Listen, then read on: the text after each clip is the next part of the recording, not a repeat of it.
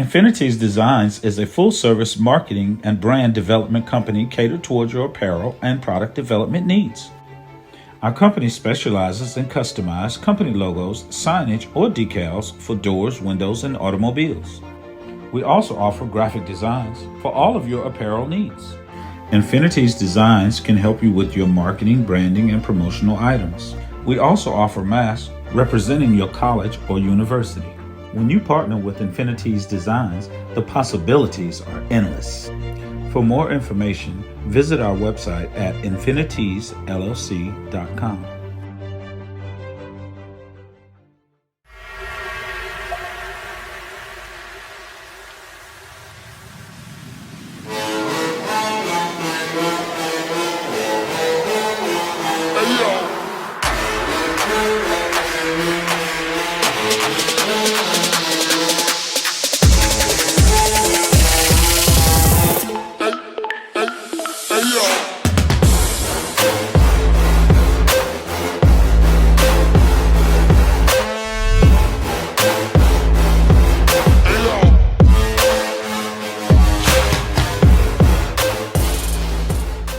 Hey, this is James JT Thompson. Welcome to the Elite Life Show here on TNE Networks.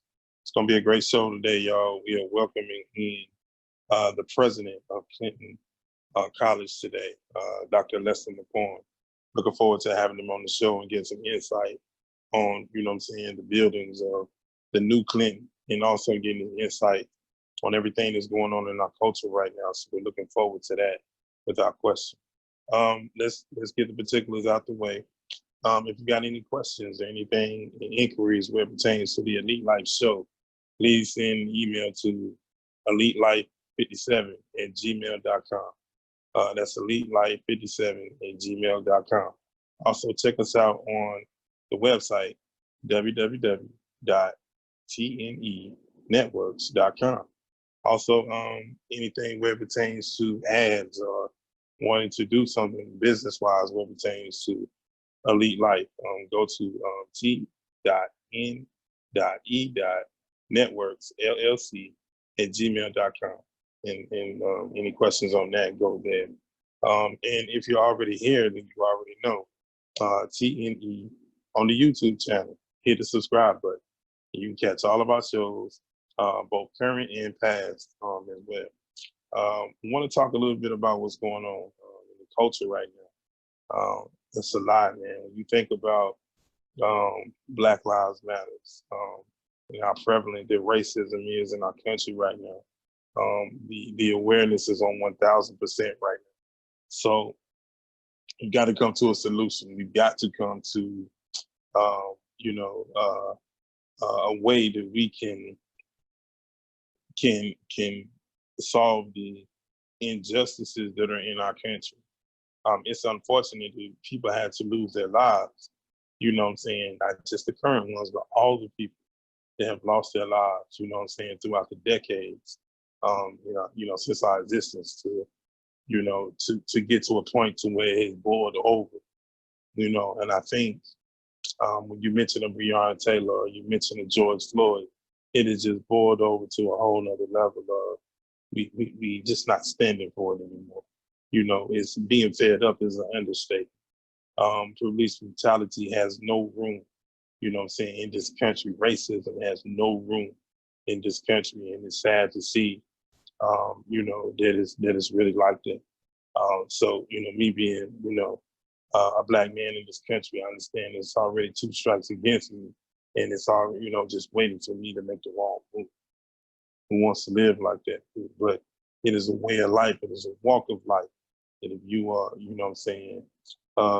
Black man in this country, you understand what that is. It's almost like zero tolerance. And the first time you mess up, that's it. And you don't even have to be doing anything in this life to be mistreated and to, for injustice to come your way. And it was a powerful conversation when you had to sit down with your kids and have a conversation and explain to them that it's not always about if you do something wrong. Sometimes you can be in the right place at the wrong time, and something to be done against you that's not right. We've got to change that narrative in this country. We've got to. There's got to be an understanding. It's not about the flag.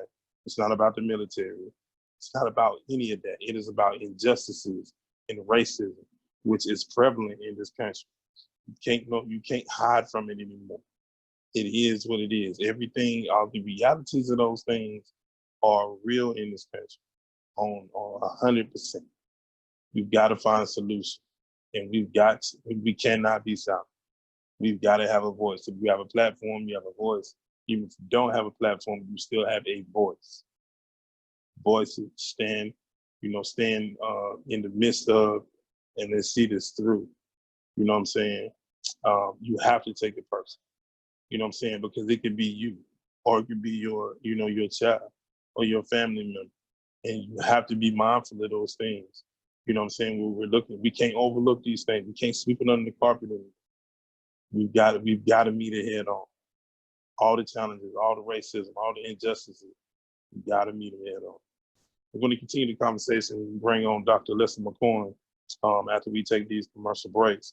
But you're watching the Elite Life Show here, y'all, on TNE Network. Stay tuned, y'all. Dr. Lester McCorn coming up after the break.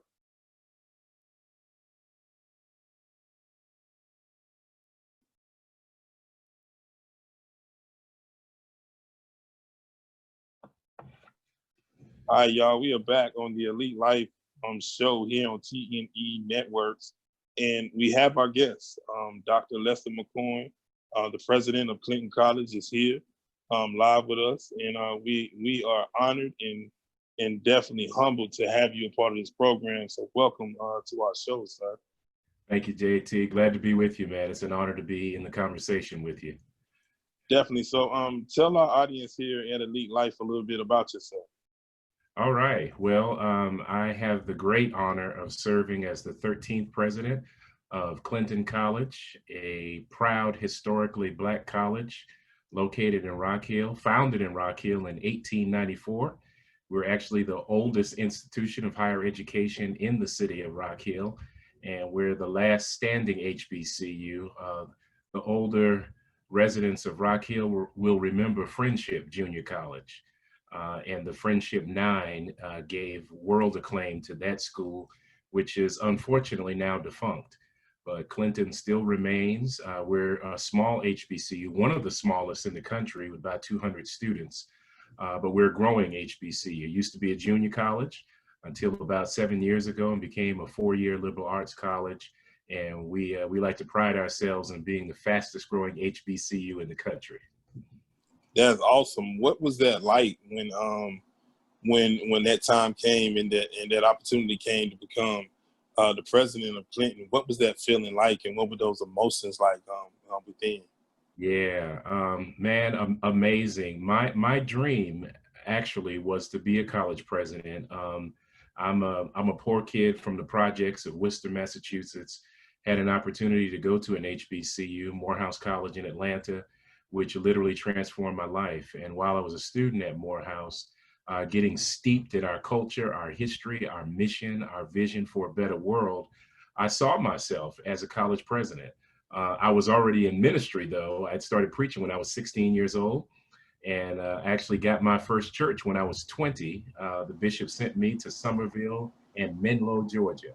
Wow. Two churches. I had a circuit, first and third and second and fourth Sundays. And so I began my pastoral career, and JT actually did that for 31 years.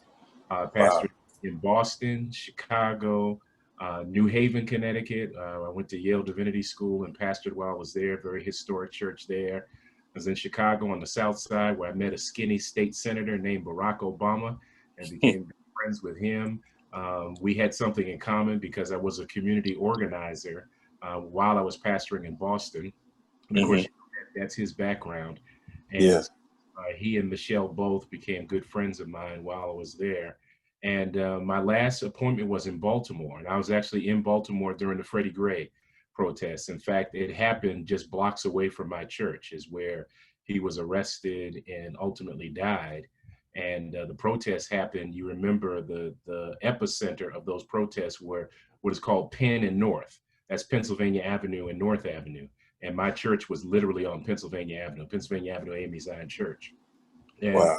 yeah, and so while I was serving there, I was also teaching as an adjunct professor, and I already have a doctorate in ministry, and I had gone back to do a PhD with a concentration in Martin Luther King studies.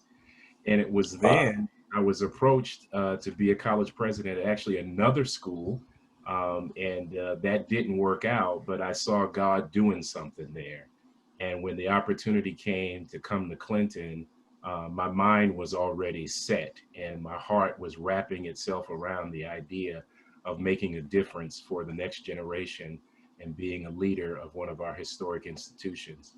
And so it was great. I was familiar with Clinton because I'm AME Zion, and Hmm. as a member of New Mount Olivet, I've been in New Yes. Mount Olivet for years before I became a member of that church, and knew the people. And so it was sort of a homecoming for me.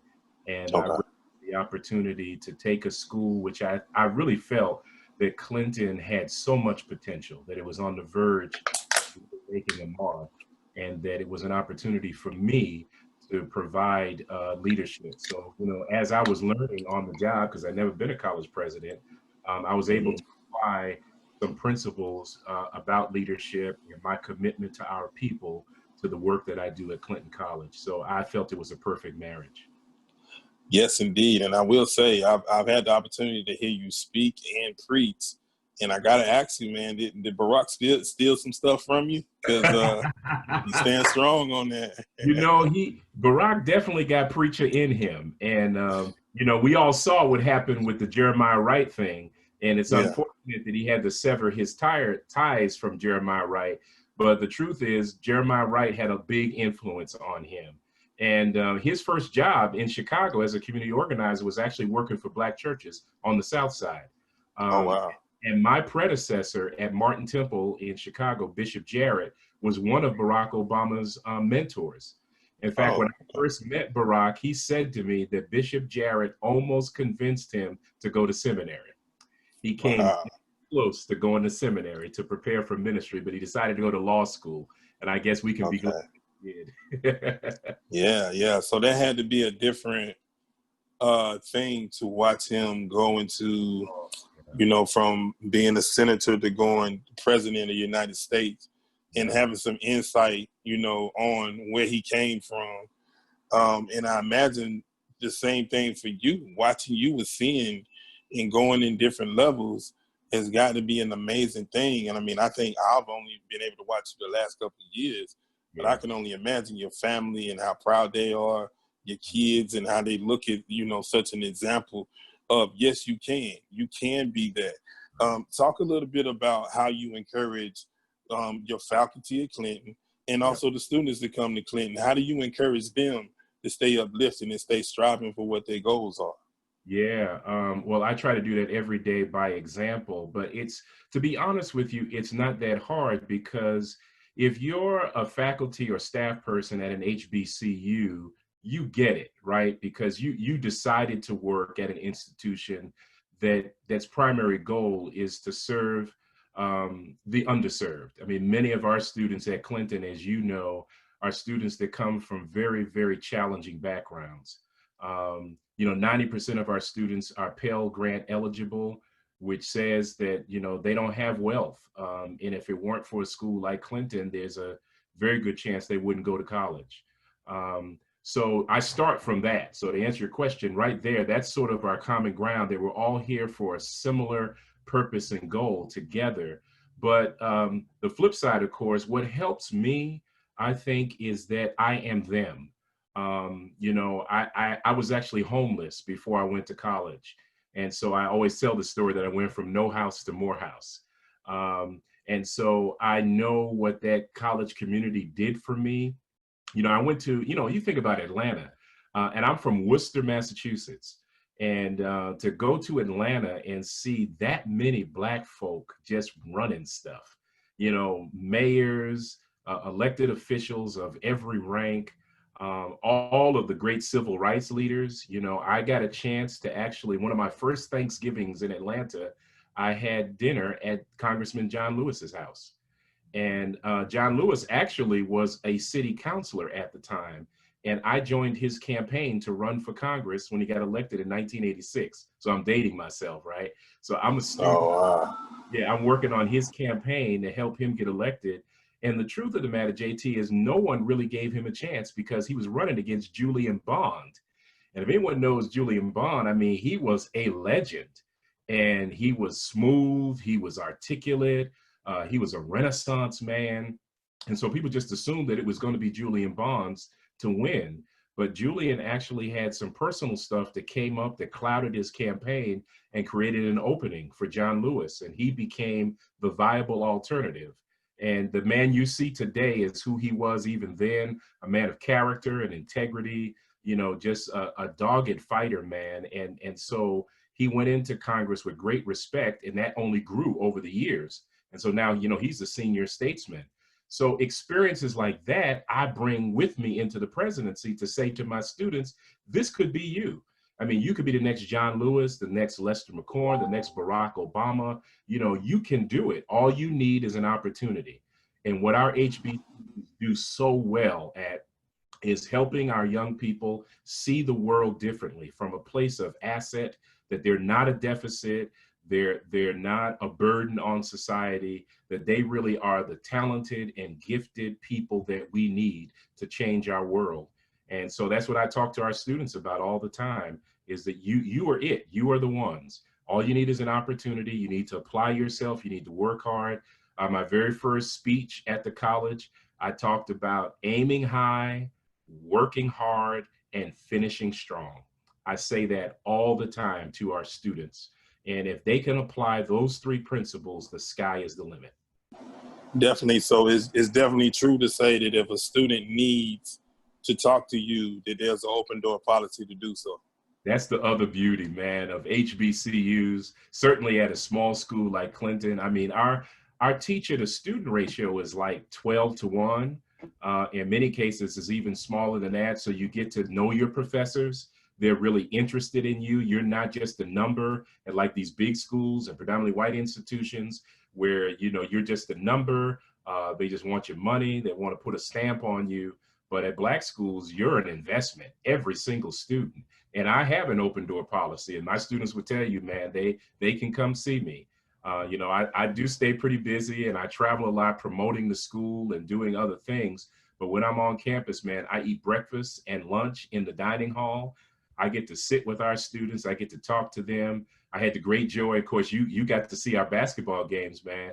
You know, and this tells you how much I believe in Clinton. My baby boy is a student at Clinton, and you know, the starting point guard on the basketball team. And so those guys are my sons. They call me Pop, because that's what my sons call me, Pop. So the basketball players call me Pop. That's unique at an HBCU, right? You don't get that at other schools. So yeah, it really is a family. I mean, we are a village, and we are raising every one of our children as if they're ours. I will say that was an amazing opportunity and experience, and I look forward to possibly having that experience again. I experienced the HBCU experience by attending Claflin College back in my day. So Claflin. I got the full experience with Claflin and South Carolina State right there side by side. Yes, so sir. It's nothing like it. But there's nothing like the Clinton experience. What I experienced broadcasting those games just reminded me of what unity, love, family, and fellowship is like, all rolled up into one.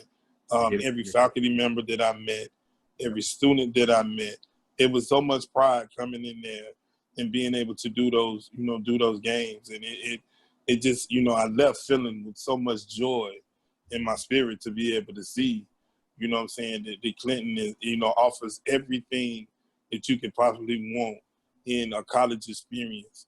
And it is amazing. Y'all do a fantastic job of just, opening the door, welcoming, for the students. I want you to get into for a minute what are some of the some of the majors that are offered at Clinton. What can you come and study at Clinton? Yeah, good. Thank you for the opportunity, man. I appreciate what you said too. That's the best testament that we could give. For you to feel that way when you come on that campus, we want everyone to feel that way. Clinton is growing. So as I alluded to earlier, we were a junior college, and we're kind of living into being a four-year liberal arts college, which means that we are expanding our degree offerings and our majors.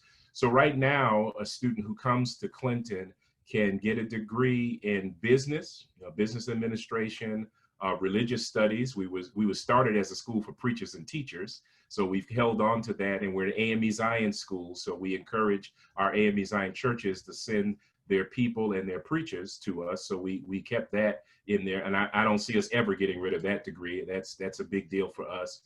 We also have early childhood education. So people who want to teach very young children, daycare, early childhood, that's a major. We also have a biology major. We have natural sciences in an associate degree. So we still offer associates. So you can move through a 2-year degree up to a 4-year degree. And then we have a liberal arts major. So liberal arts is sort of a catch-all. So from that, we're actually, JT, building a brand new school with 4 different divisions. And those 4 divisions will come under the headings of business and leadership. That's one. Another division will be the STEM, science, technology, engineering, mathematics. We'll also expand religious and ministry studies. And then we also will have an arts and humanities division, which will be a catch-all of all of the humanities. And of course, this year we started a music program. And we brought Dr. Tony McNeil in, one of the most respected church musicians in the country. And he's building a program really from the bottom up. I mean, he's starting with our choral program, which Clinton has had for years. We've always had a choir, and it's kind of gone up and down over the years, but he's taken it to another level, and he's adding worship studies to that, and we're expanding it to be the whole genre, all the genres of music. So it won't just be church music, it'll be all kinds of music that students will be able to major in. So that's in its early stages, but we expect to have, through Dr. McNeil's leadership, one of the strongest music programs at an HBCU in the country. Yeah, and I had a distinct honor of hearing the Clinton College choir at the Transformation Center. It has amazing choir. A lot of come a long way, brother. Man, that was amazing to be able to hear them, and great information, great insight as people are watching this worldwide. I wanted Clinton to be the focus, and to really get the information out there that this is, a viable option, that you can consider coming to Clinton College and get your money's worth and actually get a great education. So that was important to put out there. I want to, if I can just add this, the other thing that I think is really exciting, JT, about the transformation of Clinton is we are evolving into what is known as a work college. And there are only 9 federally designated work colleges in the country. The most famous is probably Berea College in Kentucky, which took this model 100 years ago, where students worked on the farm to pay for their education. And so they came out of college not owing anything. They worked their way, literally worked their way through school. And the federal government saw that model and decided to invest in it and, kind of make it a model worth supporting. So there are 9 colleges in the country. The closest one to us is Warren Wilson College, which is up near Asheville, North Carolina. And there's only one HBCU, and that's Paul Quinn in Dallas, Texas, led by Dr. Michael Sorrell, my friend and brother, who's done an outstanding job. And Dr. Sorrell is actually developing a consortium within a consortium of urban work colleges. And Clinton is going to be one of the first of those schools to be a part of that consortium. And what it will mean for our students is that our students will actually have an opportunity to work on campus and off campus to pay for their education. They will learn life skills, job skills, career development that will prepare them for life.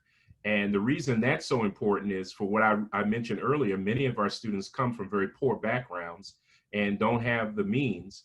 And they also, many of them have not had the experiences of learning how to apply their skills in the workforce.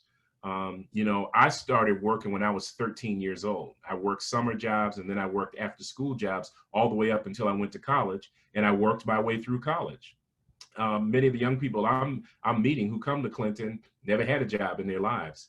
And the things that you learn about discipline, about showing up on time, about completing assignments, about respecting people who are in authority over you, and then learning how to be a leader yourself. Those are things that are very valuable. And we figured you should not wait until you graduate to get those things. You need to get them while you're a student, and then you become so marketable. Our dream is that every student would be gainfully employed by the time they graduate from Clinton College, and that they will graduate from college with little to no debt. The average student who graduates from a work college owes less than $10,000. And that is a big deal because student debt is a crisis. It is an epidemic in our country. So we want to help our students to get ahead of the game and finish college without the burden of debt on their lives. That is really important, and the fact that y'all put emphasis on that is a really big thing, and it's terribly important to be able to do so. Wow, if you don't think that Clinton is the place, if you really looking to do some things with your life, and if they have the major that that you're interested in, you're not wasting the trip to come to Rock Hill, South Carolina, Yes, and sir. come visit Clinton College. And I want to ask you, Dr. McCorn, get into another subject for a minute. What kind of effect did COVID-19 have on the campus and the faculty, and even personally where it pertains to your family? Talk a little bit about that. Yeah, man. At this juncture, man, none of us has been immune, so to speak, from COVID-19. It has impacted and affected all of us, either directly or indirectly.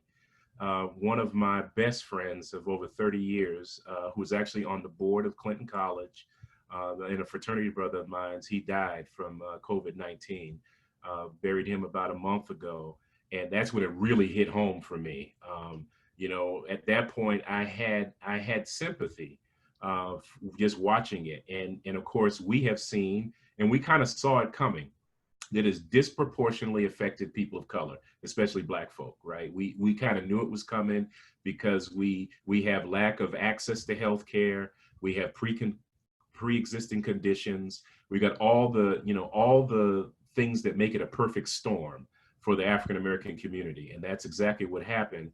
And of course, when it came close to home, we had to make a decision, like all schools did, what we were going to do to protect the health and safety of our students and our staff. So right around March 13th is when we evacuated the campus. We had to quickly figure out how we were going to do college without having people on campus. And, we're innovative, creative. We know how to do it. So we figured it out. Full transparency, Clinton College did not have an online program. So we've had faculty members that are more adept at using technology and using an online platform. So some of the faculty already had online learning management systems that they could automatically go to, like Canvas and Blackboard. Those are some of the most well-known, where you can actually teach your class totally online. Your students can engage there.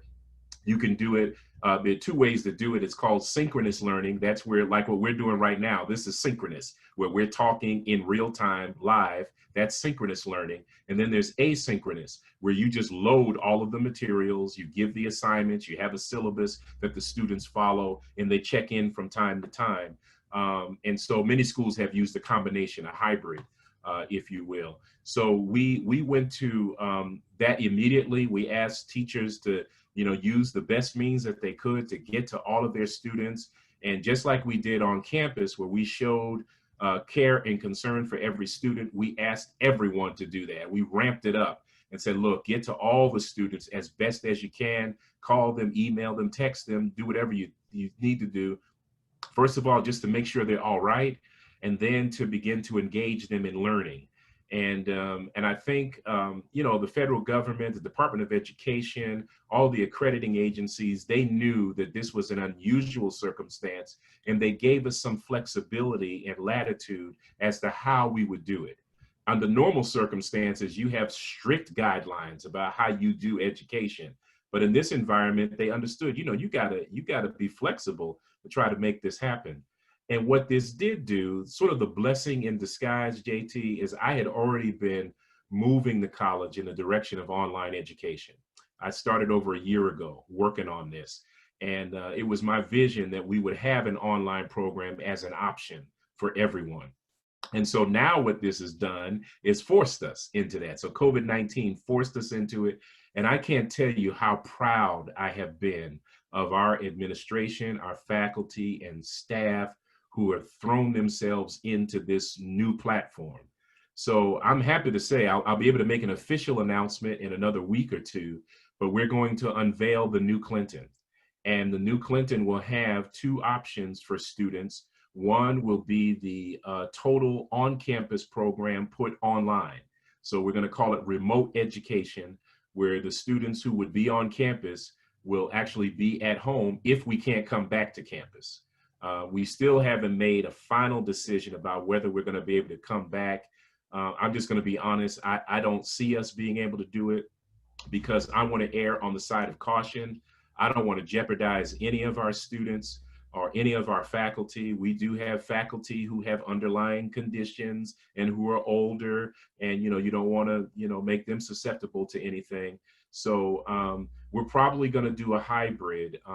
And as you know, because of your experience at Claflin, freshman week is everything at an HBCU, right? That's where you get immersed, you get baptized in the HBCU culture is during freshman week. That's when you fall in love with your school, with its history, its heritage, its mission, its vision. Your fellow classmates become your family. They're your friends for life. That begins during freshman week. That's really where it happens. So we're trying to find a way to simulate that for our students. So that's one option. The second option is actually going to be what we're calling Clinton Global. And Clinton Global will be an online program for anyone across the world. They're going to be in 5-week sessions. So you'll take a class for 5 weeks. It's going to be intense. So we're not encouraging someone coming out of high school to go into that program because you probably don't have the discipline to do a 5-week session, to do the kind of the level of work that you'll have to do, the engagement. That's going to be targeted for adult learners, some who have already had some education or some experience in the world where they will have the discipline and the wherewithal to handle that. But Clinton Global is going to be where we set the path, the trajectory for a full online program for anyone, anywhere in the world. And that's amazing. And it's also great that you would share that here on this platform. By the time this airs, it'll probably be closer to that announcement. But man, congratulations, because the one thing the pandemic has done is it has forced you to come up with other options in order to not just think one way, but to come up with multiple ways of options to move forward. So I've been calling it the blessing in the lesson, and it's no disrespect to anybody that's lost their life. It's forced us to come up with different ways and really use our brain, the thing that God gave us, the ability to do and think about different ways, because we wasn't thinking like this. We were thinking about some things. We weren't thinking about totally, what if this happens or what if that happens? Do we have the curriculum in place to do so? So, and kudos for you for already thinking about, those certain options, and look in the season that God already had created to be like, okay, although the earth is on timeout, and although, we have a pandemic, it's also a time to grow, think, and self-evaluate and see what we can do. How can we grow? So that is amazing that y'all are doing that, and that's going to be so great, to see. Yes.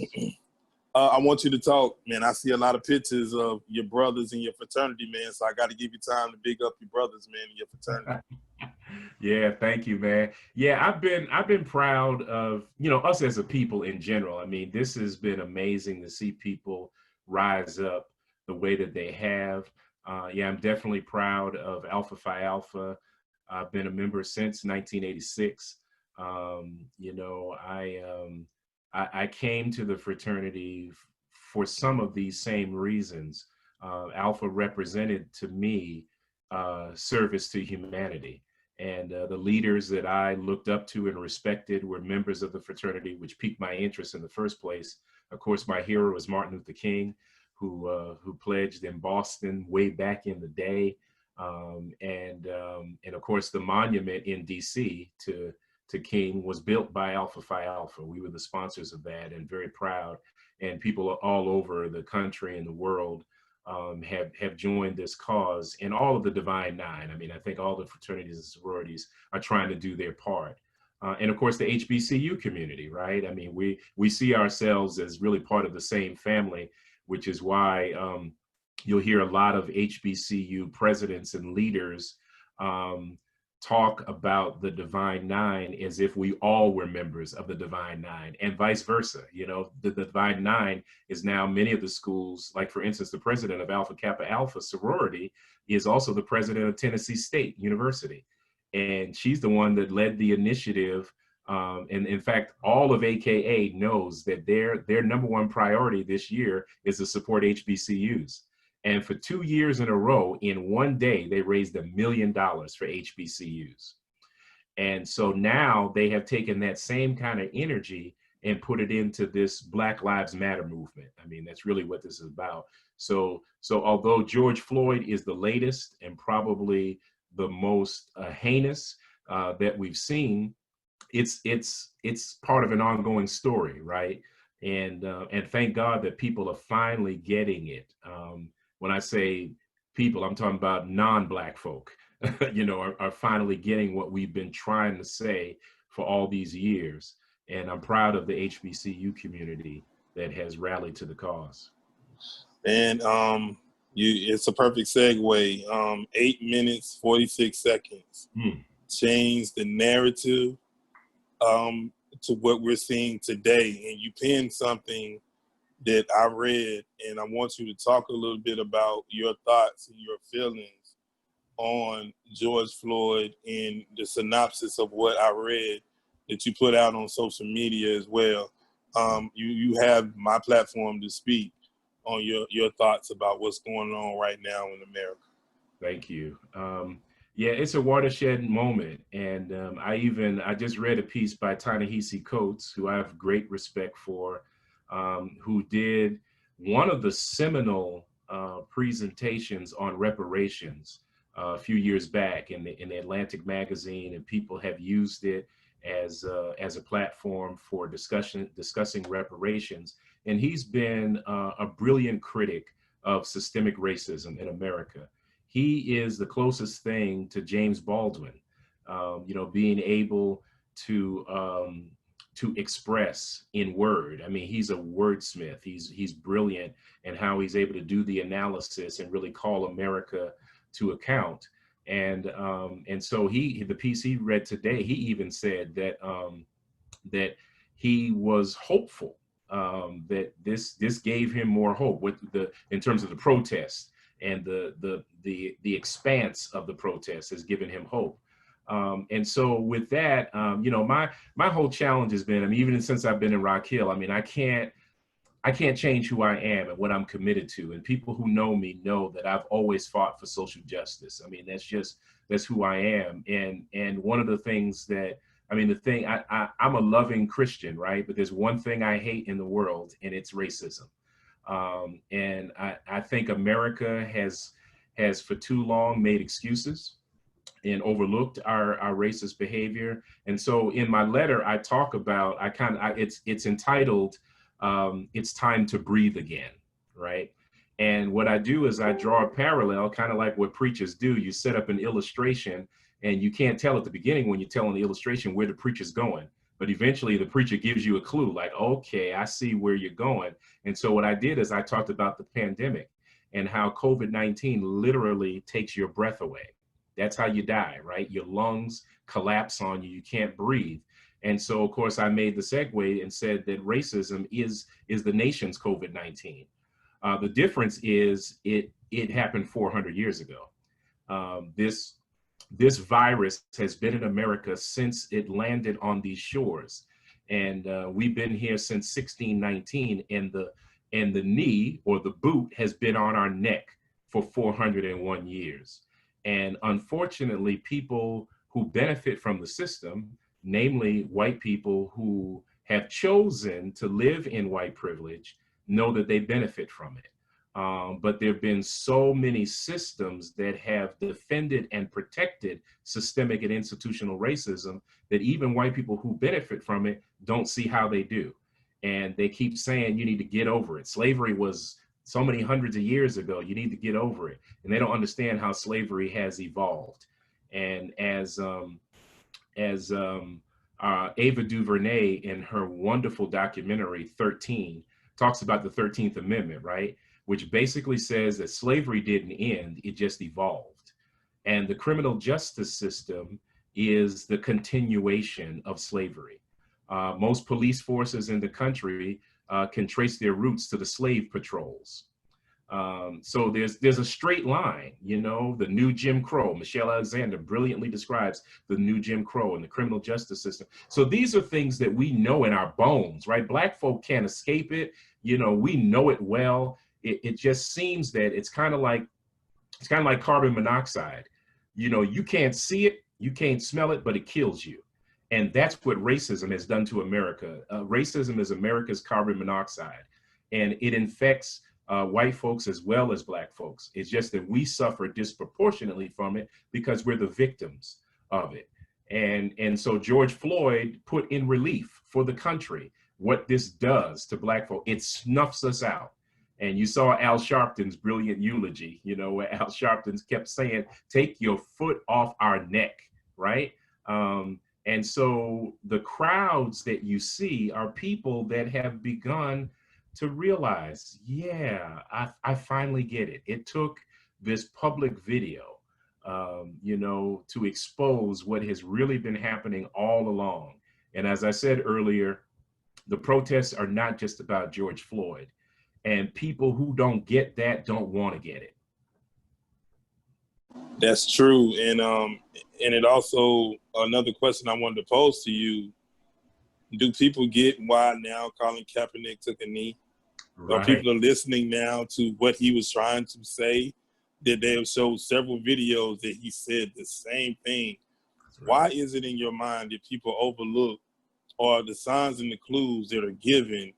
Why did people overlook it, and why did it take another person having to lose their life before people got it and got what we actually were talking about? And it's sad because even some people that have came out since George Floyd has died have still tried to make it about the flag and still trying to make it about the police. And I'm like, it's about injustice and it's about police brutality. And he said it then. Why was the narrative changed? I don't understand it. Exactly. Thanks, JT. I mean, that's what I've been saying. I think, as I said, people who don't get it don't want to get it, right? They have bought into the myth of America exceptionalism.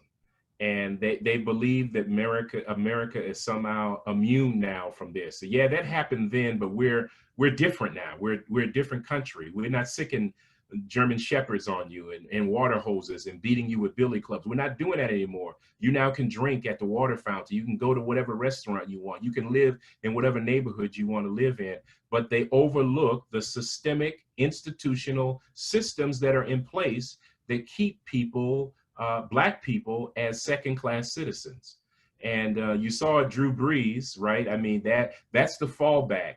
And see, what white people have not realized, what they've done is they've wrapped themselves in the American flag to hide the fact that they have benefited from racism, right? And so they have this false notion that Americanism really equals white supremacy. I mean, that's really, so Drew Brees didn't even recognize how he sounded when he said that.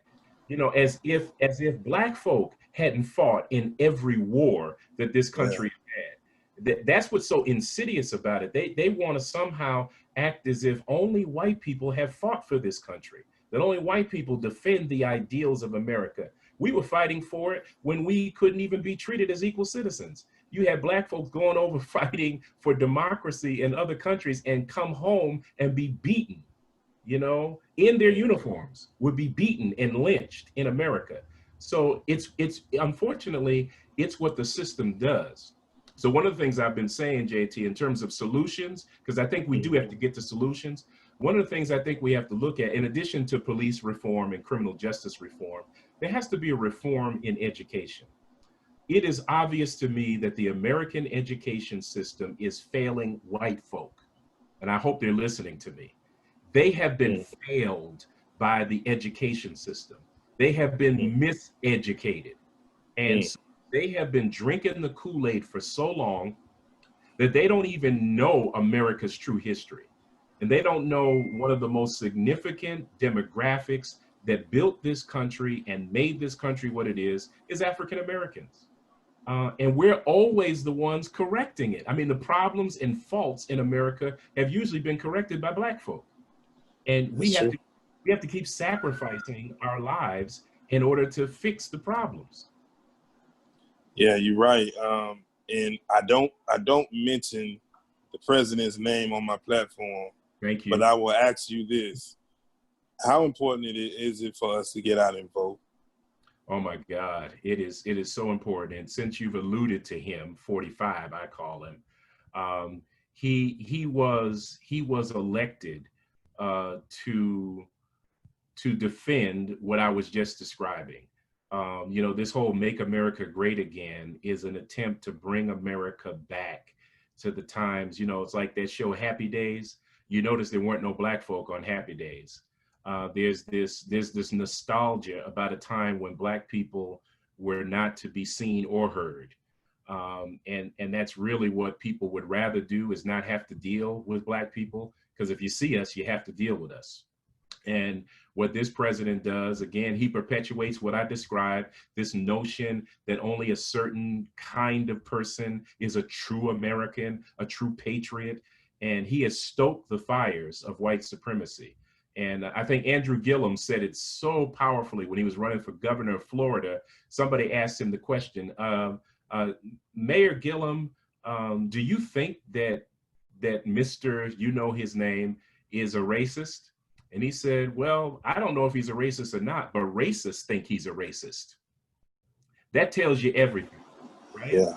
The white supremacists see him as their hero, as their savior. He's going to save and bring back our America.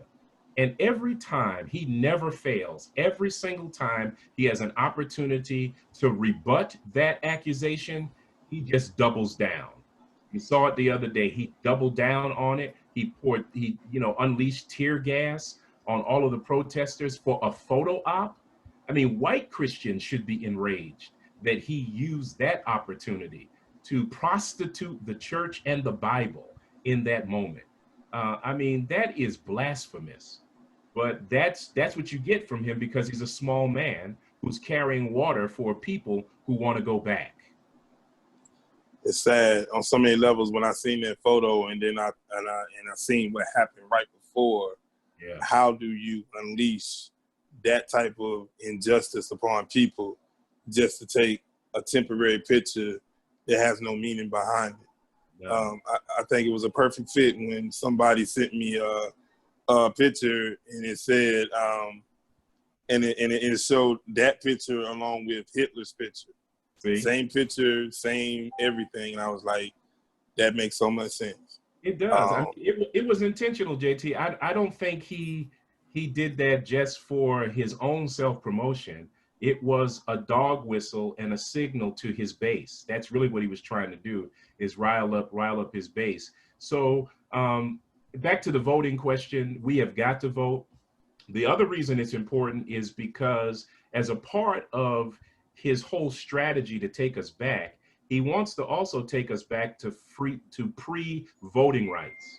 That's really what he wants to do. He wants to strip away the rights because the Republican Party knows the writing is on the wall, that their base is shrinking, that this country is going to be it's already majority minority, right?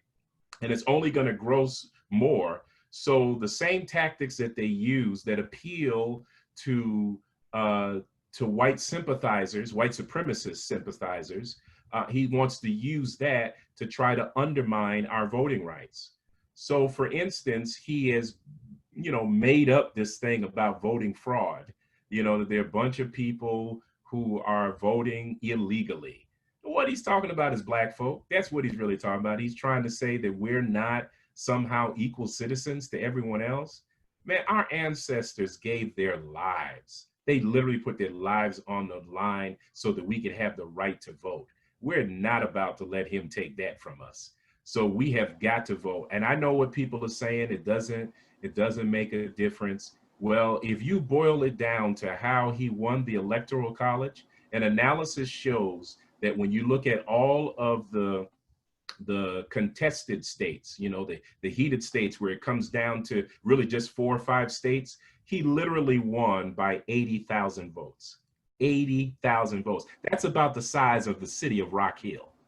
That tells you how important it is to vote.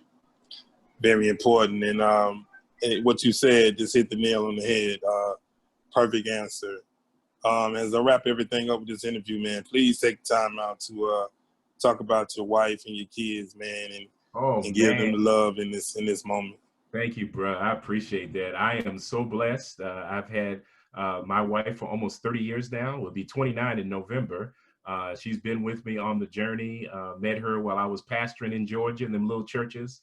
And she was a church musician and has been with me on the road as the first lady in these churches. And what I'm most proud of, I tell everybody when they talk about accomplishments and achievements, my greatest accomplishment is my family. I'm very proud of my children, and I have watched with swelling pride the way that they have shown and used their voices during this period. My oldest son is wrapping up his undergraduate education at Livingstone College, our other school, our sister school in Salisbury, North Carolina. He's a student leader. He's in a great fellowship right now that's talking about social justice and democracy. He's a great writer and spoken word artist, just does a lot of things, and he's always focused on social justice.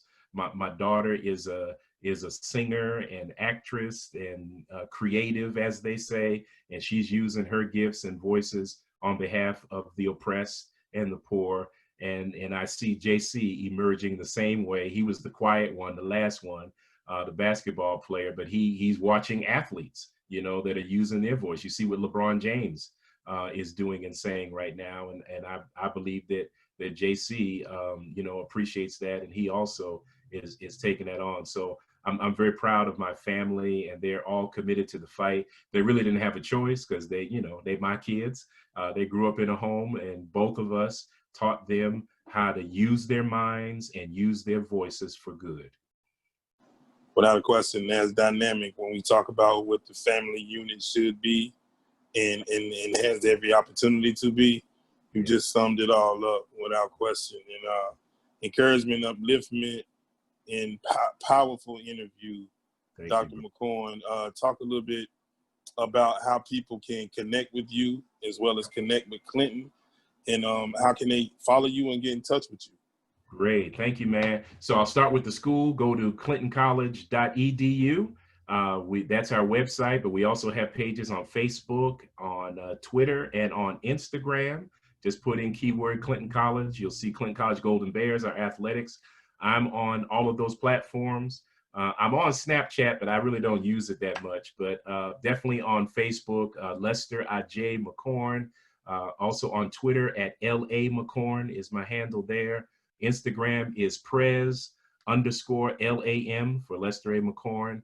And you can follow me on all those platforms. And I try to use it to uplift our people, to promote Clinton College wherever I can, and to just encourage other people in what they're doing to make the world a better place.